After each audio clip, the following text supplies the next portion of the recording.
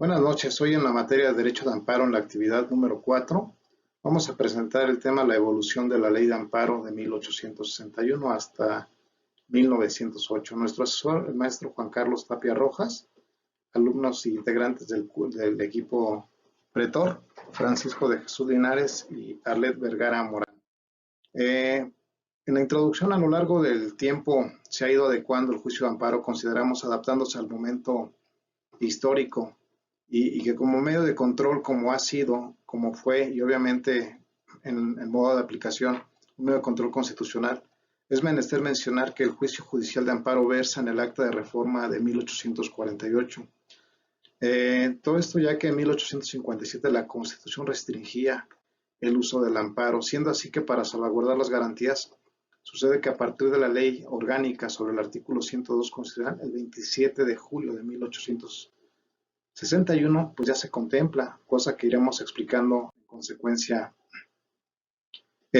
Mariano Rivapalacio Díaz presenta en 1848 un proyecto de la ley orgánica de procedimientos de los tribunales de la Federación, siendo así que el proyecto referente al artículo 102 constitucional es respecto a formular una ley orgánica que lo regule, y con esta ley se tendrá la certeza de hacer efectivas las garantías que la Constitución obviamente busca asegurar a los ciudadanos. Desde el momento que se ponga en duda, fíjense, la validez de una ley, desde que una autoridad se decante porque los ciudadanos no la deban cumplir, quedará enteramente desvirtuada, y el juez que tenga pues una mayor respetabilidad, obviamente si se va a respetar al hacer esto. Entonces la objeción en contra del amparo consistía en aquel poder que se atribuía al juez de distrito para desaplicar esa ley, o sea, perder respetabilidad, o ganarse el respeto haciendo valer que, pues obviamente, amparándose, ¿verdad?, contra el amparo. Entonces la objeción es en contra del amparo. Bien, tenemos una figura importante como presidente, pero también aquí como una parte que aportó hacia el amparo es don Benito Juárez Jardón. Se integra una comisión por Manuel Dublain, Luis Manuel y José Manuel Linares en 1872 para redactar un proyecto con la idea de concentrar varios campos procesales y dejar en claro las funciones de la Judicatura Federal. Es quien promulga la ley de amparo del país, nombrada, fíjense, ley orgánica de los artículos 101 y 102, donde suprime la procedencia del juicio de amparo contra resoluciones emitidas por negocios judiciales.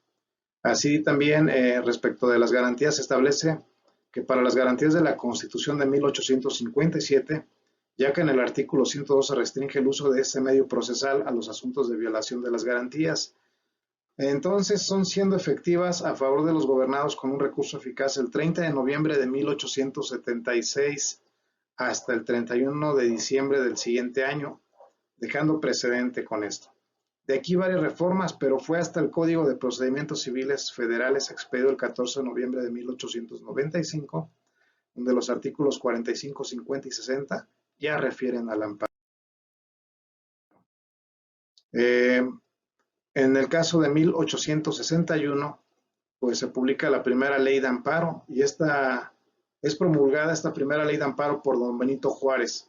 Refiere en su artículo 3 que los actos de los jueces podían ser impugnados por la vía del amparo. Sin duda, a partir de aquí muchos abusos, porque la petición del amparo dicta ya del ordinario, buscando aprovechar lo extraordinario y expeditivo de cualquier procedimiento que suspenda lo que reclama. O sea, se buscaba la salida. Dentro de esta evolución, en la Ley Orgánica Constitucional sobre el Recurso de Amparo del 20 de enero de 1869, consignaba ya claramente el incidente de suspensión, calificando a este tácitamente en provisional y definitivo, cuando resultase pertinente de acuerdo con el informe previo de la autoridad responsable. En el artículo 13 se establecía que los jueces de distrito funcionaran como jueces de instrucción, dejando que la Suprema Corte dictara la sentencia respectiva. Una razón principal fue la necesidad de uniformar la interpretación de la Constitución, y también incorporó elementos del artículo 126 de la Constitución de 1857. Seguimos con la Ley de Amparo del 14 de diciembre de 1882, quien fue un proyecto de la Ley Orgánica de los artículos 101 y 102, presentado por el entonces presidente de la Suprema Corte de Justicia, Ignacio Luis Vallarta. Entre otras innovaciones, introduce la figura procesal del sobreseimiento, aclarando y defendiendo con más precisión diversos conceptos utilizados en las legislaciones anteriores. Vallarta se apoyó en el sistema judicial norteamericano, donde imperaba la regla del procedente, manifestación del principio del stare decisis, con el fin de que las ejecutorias de la Suprema Corte desarrollaran la doble función que tenían encomendada. El Código Federal de Procedimientos Civiles, 26 de diciembre de 1908. Este ordenamiento agregó detalles que dieron contornos precisos y una forma clara a la figura bosquejada por Ignacio Luis Vallarta. En estos artículos, la jurisprudencia debe obligar a los jueces inferiores porque esta virtud le es propia. Por tanto, un juez de distrito podrá lucir razones en contra para que la Corte las tome en consideración. También sustituye ya la denominación de promotor fiscal por la de Ministerio Público, admitiendo también la procedencia del recurso de revisión. En el artículo 788 dice, si la jurisprudencia debe producir algún efecto y éste relaciona de algún modo con el interés que debaten las partes, justo es permitirles que puedan invocarla.